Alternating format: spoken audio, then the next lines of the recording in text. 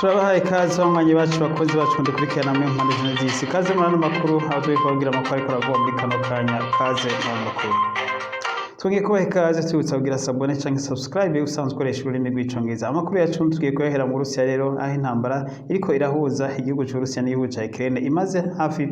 imisi 85 iriko iraba. Uyu munsi rero ibikorwa vy'intambara ibitero vyabandanije mu gace ka Donbas region aho igisirikare ca Ukraine kiriko kiragerageza kugaruza ubuce igihugu c'Uburusiya kimaze gutwara ibi rero nivyo bituma intambara ziriko ziraba muri tuno duce urutavanako. Ariko rero aho intambara zahagaze ni mu ntara ya Mariupol aho igisirikare c'Uburusiya kimaze kugenzura iyi ntara ya Mariupol neza 100%. Ariko no munsi rero hakaba muri ntara ya Mariupol muri ca kinogo ca Azovstal Steel Nuclear Power Plant hakaba havuyemo abandi basirikare ba Ukraine abasirikare bishikanye no munsi igisirikare c'Uburusiya cerekanye ni abasirikare 959. Aba rero bakaba bishikanye maze barasakwa bakwa ivyo bari bafise byose maze bamaze gusakwa baca bashigwa mu mabisi y'igisirikare ca Ukraine y'igisirikare c'Uburusiya nako baca bajanwa mu Burusiya aho Uburusiya bwagize imbohe ndetse Uburusiya bukaba bwamwishije ko bano basirikare bose bazocirirwa urubanza ntawuzi ngo urubanza bazociribwa ryari. Abasigaye rero muri kino kinogo ngo hoba hakiriyo abasirikare bakiriyo ariko ntibakiriko baragwana ubu baza baragerageza kuvayo mu gihe habonetse akanya kuko bavaye kuko kino kinogo cyose kiza carabumaguwe n'amamisire Uburusiya bwateye ku meshi. Uro nta ntambara ziko zirahaberayo kuko baragabishijwe abariyo kuzogerageza wese kurasa azoca yicwa. Ubu rero bisa naho baretse kugwana kuko babona ko nuko ubwo bogwana barashobora gutsinda bamaze kuneshwa. Ubu rero bariko bishikana abandi nabo bavanwa bavanwayo bajanwa mu Burusiya. Tukivuga amakuru rero yo muri kano karere igihugu ca Finland n'igihugu ca Sweden navyo bikaba vyamaze gusaba kwinjira mu muryango wa NATO aho byashikanye amakete yavyo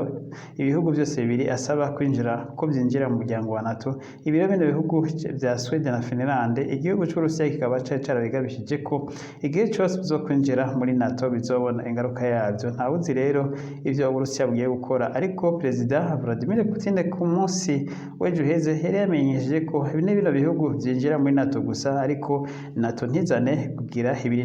ibirindiro muri bino bihugu atakibazo bizoba biteye ngo ariko rero igihe NATO yoca izana ibirindiro muri bino bihugu ngo ibi nivyo Uburusiya butazokwihanganira ngo buzoca buhita burespondinga ubwo nyene. Ubwo rero ntawuzi ko Uburusiya buzoca buhita butera bino bihugu canke ufise ibindi bwateguye gukora. Tuve ngaho rero tugende mu gihugu ca Israel. Mu gihugu ca Israel bikoragira imyimenyerezo ikomeye cane gose ndetse imyimenyerezo ihuza abasirikare hafi bose ba kino gihugu. Imyimenyerezo bivugwa ko ari ya mbere irimwo abasirikare benshi ndetse iriko n'ibigwanisho byinshi cane. Imyimenyerezo rero ngo bariko bayikora ngo mu gihe bumva ko bafise ubwoba ko igihugu ca Iran ngo gishobora gutera igihugu ca Israel umwanya wari wose. Igihugu ca Iran kiza caramenyesheje ko citeguye gutera muri Israel igice cyose ngo igisirikare ca Israel ngo gisigaje kurenga umurongo umwe ntarengwa ngo igisirikare ca Iran kigaca gihita cataka igihugu ca Israel. Ibi rero igihugu ca Israel nticayifashe minenegwe cace gihitamo kugira imyimenyerezo ikomeye cane yo mu bugaragwa ndetse imyimenyerezo bivuga ko ari imyimenyerezo ya mbere igihugu ca Israel kigize irimwo abasirikare benshi aho ubiboneka muri kino gihe tugezemo ivy'intambara kw'isi atakubikinisha. Rero ubu ibihugu byinshi cyane gose biko bitegura cyane gose bikomeye. Igihugu rero ca Israel naco kiriko kiragira imyimenyerezo idasanzwe mu kwitegura ko igihe cotegwa cohita civuna ubwo nyene. Tukivuga nyene ivy'intambara abarindi bariko baragira imyimenyerezo ni ibihugu byose bikurikiye muri NATO navyo biriko biragira imyimenyerezo bivugwa ko irimo abasirikare benshi cyane gose irimo abasirikare ibihumbi hafi 60 abakwaniye mu duce twa Lebanon ndetse no muri Germany. Ariko harabera imyimenyerezo y'ibihugu bikurikiye muri NATO. Tukivuga nyene ivy'imenyerezo y'igisirikare n'igihugu c'Ubushinwa naco kiko kiragira imyimenyerezo ya gisirikare hafi y'igihugu ca Taiwan aho imyimenyerezo nayo nyene irimo abasirikare benshi cane gose ndetse igihugu c'Ubushinwa kikaba kiriko kirubaka ibindi birindiro hafi y'igihugu c'Ubuhinde. Ibi navyo rero ngo Ubuhinde bibona ko biteye umutekano muke aho basanzwe bahuriye ku mipaka ngo aho Ubuhindi nabwo buriko buregereza abasirikare kuri uwo mupaka biboneka ko hariho imishamirano hagati y'Ubuhindi n'Ubushinwa ku rundi ruhande ubu rero ivy'intambara mw'isi bireze cane gose birakaze cane gose biboneka ko intambara ya gatatu y'isi kwaduka koba ari nka katsi umuntu adometse ari imburi n'impuha z'intambara ya gatatu y'isi yose zegereje cane gose. Tuve muri ivyo vy'intambara rero twongeye tubabwire hane makuru ariko aravugwa hirya no hino. Amakuru ariko aravugwa rero hirya no hino kandi kw'isi nivyi igabanuka ry'ubutunzi kw'isi cane gose rikomeye kuva mu 2022 nk'ubutunzi bw'isi bwaragabanutse cane nkuko bimenyeshwa ni banki mpuzamakungu FMI n'ikiga mpuzamakungu FMI kimenyesha ko ibihugu vyinshi cane gose muri iyi myaka mu myaka ibiri canke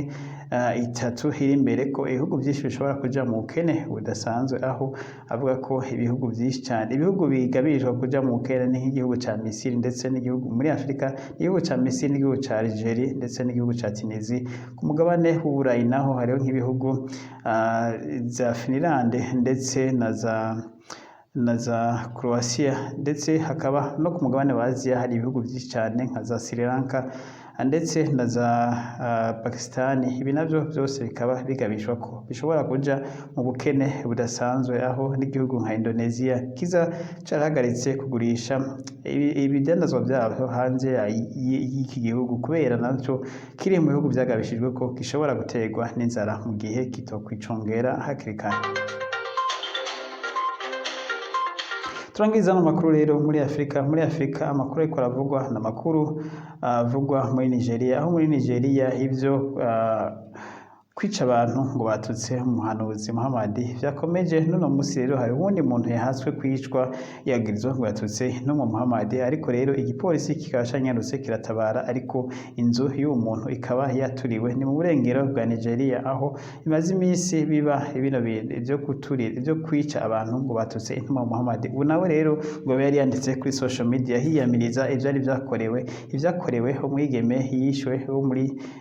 umugeme twababwiye no makuru yacu muri Saudi Dogota ure nawe yagize commentaire kuri social media maze avuga ngo nawe yatutse no Muhammad yacaza kumurondera ariko igipolisi nawe cyaratabaye hakiri kare